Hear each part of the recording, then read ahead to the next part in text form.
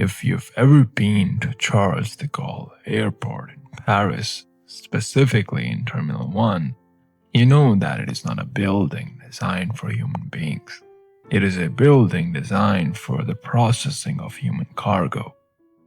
But today we're not here to talk about the airport. Today we're here to talk about a man who walked into Terminal 1. He was a slight man, balding with a dignified face that seemed carved out of wood. He walked down to the basement shopping level, an area of fluorescent lights and boutique shops selling perfume to people who were already late. He found a red plastic bench near the Hotel Cocoon. He sat down.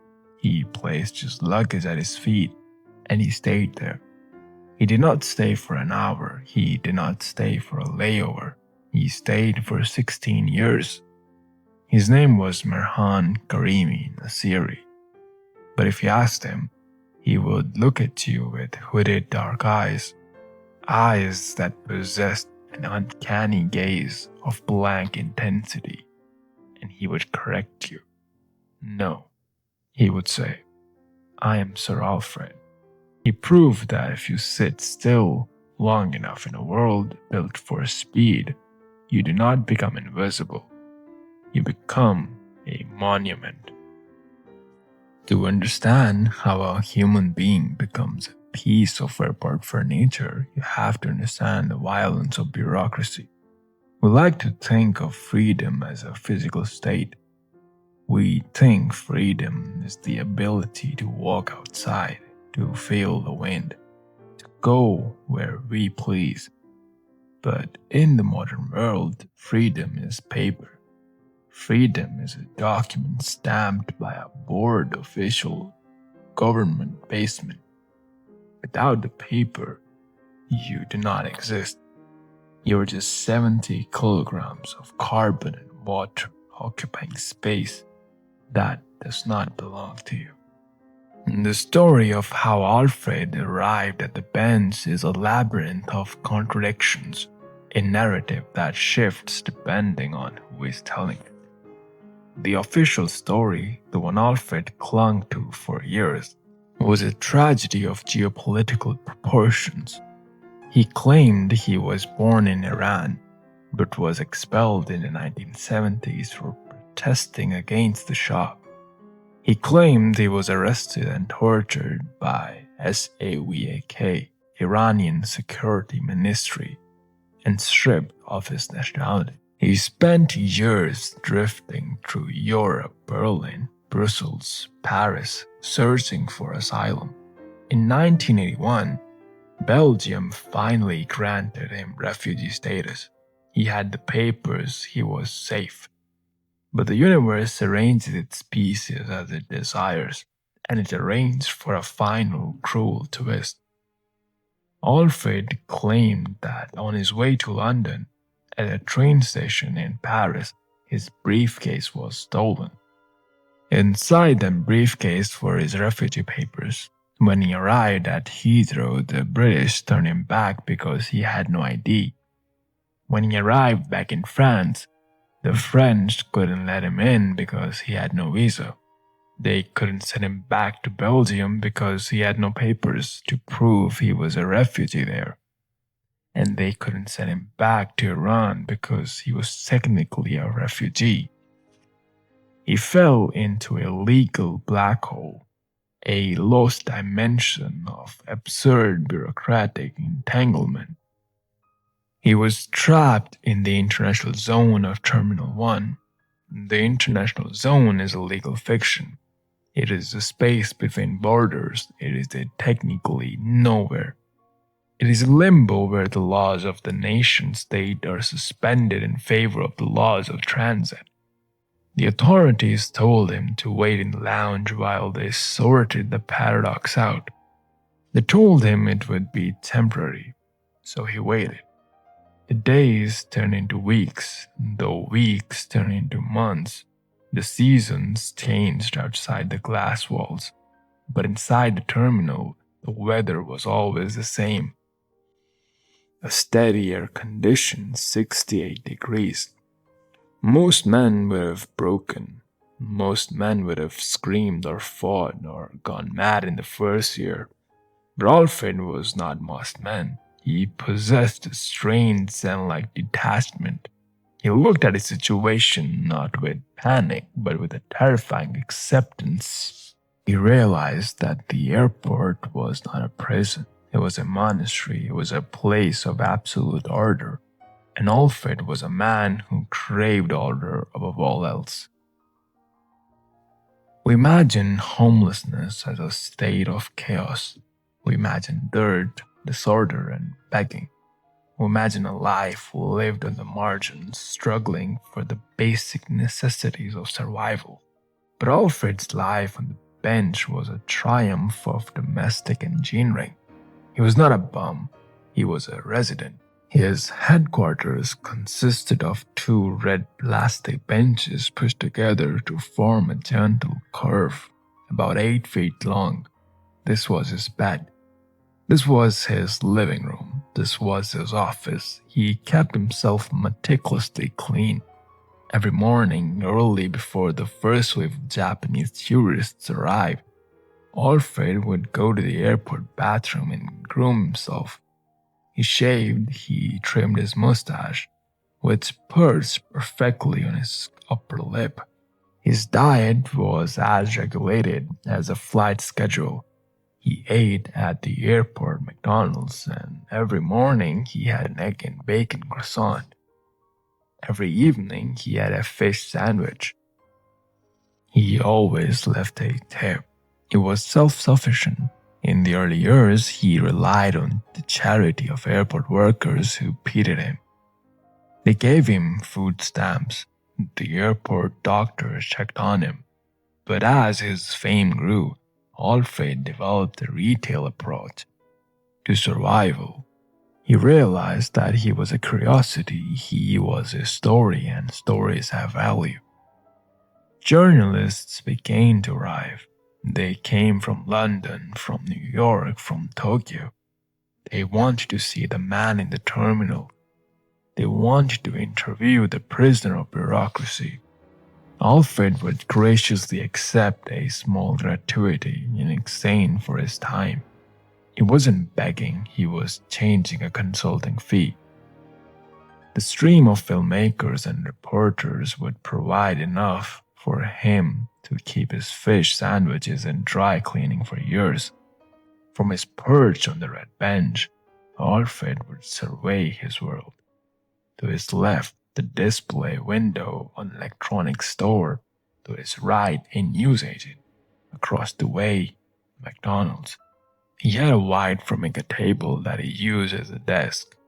There he would sit for hours, writing in his diary, recording every detail of his bizarre existence. He archived newspapers and magazines that mentioned him. He collected letters from his well-wishers around the world. He kept a vast collection of McDonald's straws. He became an expert on the rhythm of the terminal. He knew that the tide of humanity followed a master plan. The morning brought the Asian flights. The night brought the African flights. He tuned out the constant chimes of the PA system. He became part of the furniture. Passersby would stare at him. Some knew who he was. They had read the articles. They approached him with pity in their eyes.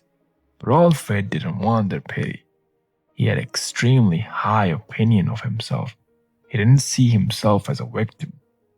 He saw himself as a man who was simply waiting. It is only temporary, he would say, even after 10 years. This is the terrifying resilience of the human mind. In the year 2000, a filmmaker named Paul Bruxeller decided to make a movie about Alfred. It was supposed to be a fiction film titled Here to Where, starring as Alfred himself. The premise was simple.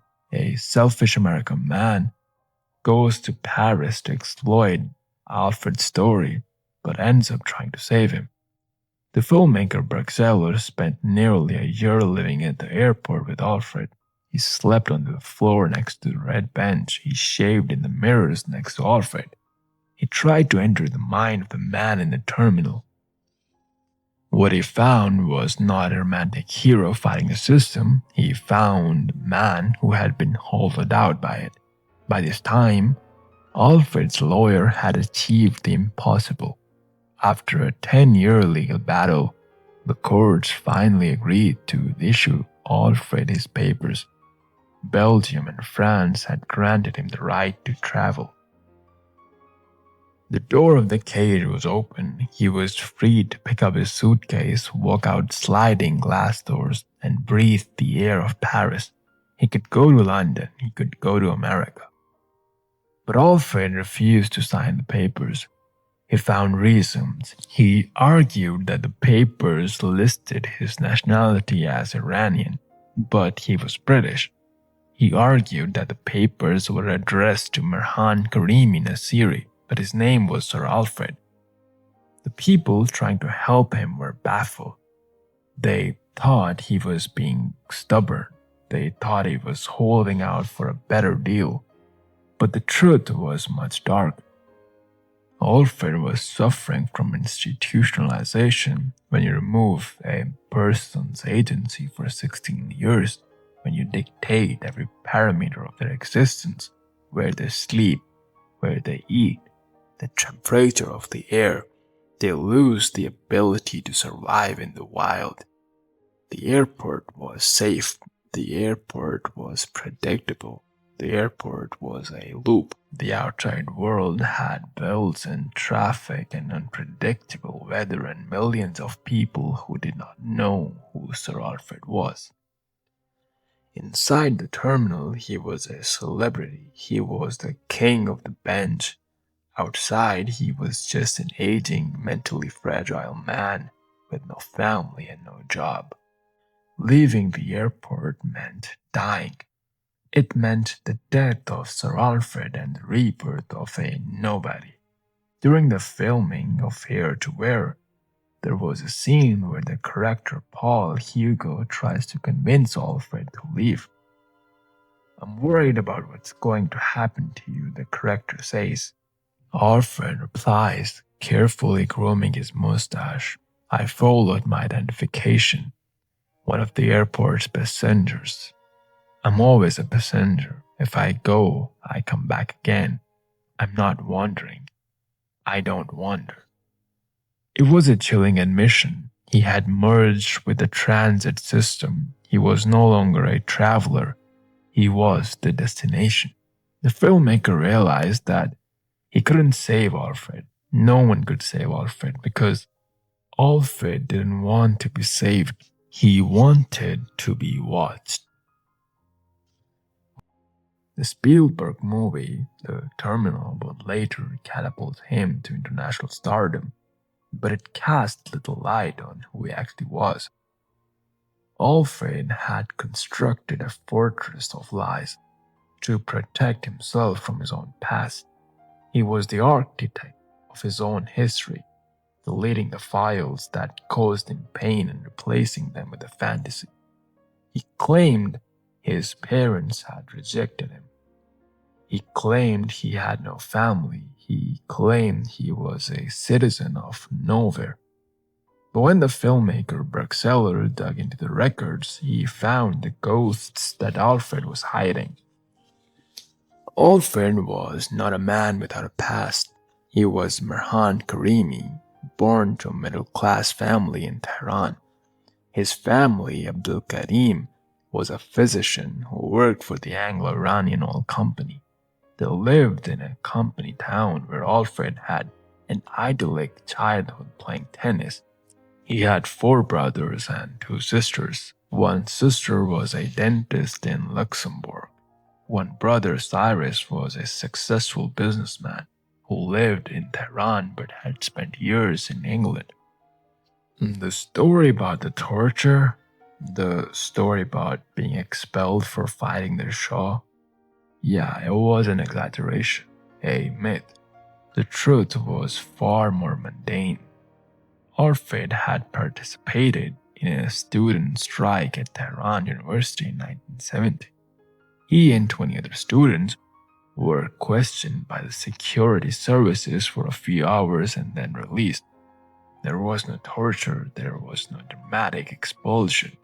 He had gone to England to study Yugoslav economics at the University of Bradford. He failed because he ran out of money and didn't pass the course. He was just a young man who had drifted away. A young man who had failed to launch. But somewhere in the drift, the shame became too much. The reality of his failure, the failed degree, the drifting through Europe, the inability to find a home fractured his mind. So he reinvented himself. He decided that he wasn't a failure, he was a victim. He wasn't a dropout, he was a political exile. He cut off his family. When his brother Cyrus tried to find him, Alfred vanished. When family friends spotted him at the airport and tried to say hello, Alfred stared at them, pretending not to know them. He told reporters that his parents were Americans, or maybe even Clark Gable. He claimed his mother was Scottish. The tragedy is that his real mother died in 2000. While Alfred was sitting on his bench, she died wondering why her son had denied her existence. She died telling her the children, "He came from me, why does he say that?" Alfred didn't know she was dead, or maybe he did, and he deleted that too. The Sir Alfred persona was a shield. It was a character he played so that he wouldn't have to be Merhan, the son who disappointed his father, the student who failed his exams, the man who got lost. In the terminal, he didn't have to be a son or a brother. He only had to be a passenger. The man who wanted to escape the world eventually became the center of its attention. Steven Spielberg, the master of sentimental storytelling, heard the legend of the man in the terminal. He saw the cinematic potential. He bought the rights to Alfred's life story. The terminal, they cast Tom Hanks as a lovable, quirky Eastern European in JFK Airport. They cast Catherine Zeta-Jones. They built a massive replica of an airport terminal in Hangar. They turned Alfred's crushing existential nightmare into a whimsical romantic comedy with a happy ending. Alfred was thrilled. He proudly hung the poster for the movie on one of his suitcases next to his bench. The tagline read, "Life is waiting." Alfred told reporters, "I am famous now." For the rights to his story, DreamWorks paid him a check reported to be several $100,000. Think about that. A homeless man living on a bench in a basement with hundreds of dollars in the bank. He could have bought a house, he could have hired a chauffeur to drive him to the Ritz. He could have bought a new life. But he didn't touch the money. It sat in the airport's office bank. Alfred didn't want the money. He wanted the validation. He believed that Spielberg was going to come to the airport personally. He believed that DreamWorks was going to get him a passport and fly him to California. He sat there waiting for Tom Hanks, but Tom Hanks never came. Spielberg never came. The publicity material for the film didn't even mention Alfred's name. The studio distanced themselves from the real story because the real story was depressing. The real story was about mental illness and the failure of the system, not about finding love at the duty-free shop. Alfred was just the raw material. The machine of culture harvested him, extracted the narrative, sanitized it, sold it to millions of people and left the husk on the bench. It is the ultimate indictment of our media age. We will watch the movie, we will cry at the fake tragedy. but we will walk past the real man without making eye contact. For 16 years, Alfred lived on the bench. Then in 2006, his health failed. He was hospitalized. The spell was broken. His bench was dismantled. For the first time in decades, he was in the real world. He lived in a shelter in Paris. He lived in a hotel. He had the movie money, so he wasn't destitute. But the institutionalization was terminal. He couldn't adapt. The world outside the airport was too loud, too chaotic, too demanding. In 2022, the money finally ran out, or maybe his patience ran out. Alfred was 76 years old. He packed his bags. He took a bus to Charles de Gaulle Airport. He went to Terminal 2F. He found a spot and sat down. He had come home. He died there a few weeks later. He suffered a heart attack on the floor of the terminal, surrounded by the sound of rolling suitcases and the announcement of in 3 languages. We look at Sir Alfred and we see a freak. We see an eccentric, we see a tragedy of bureaucracy. But if we look closer, we see a mirror. Merhan Karim in Assyria was not just a man trapped in an airport. He was a symbol of the modern condition. We have built a world of non-places. We spend our lives in cubicles, in cars, and scrolling feeds. We live in the international zone of the internet, a place that is nowhere and everywhere at once. We are all waiting. We are waiting for the promotion. We are waiting for the weekend. We are all waiting for the real life to start.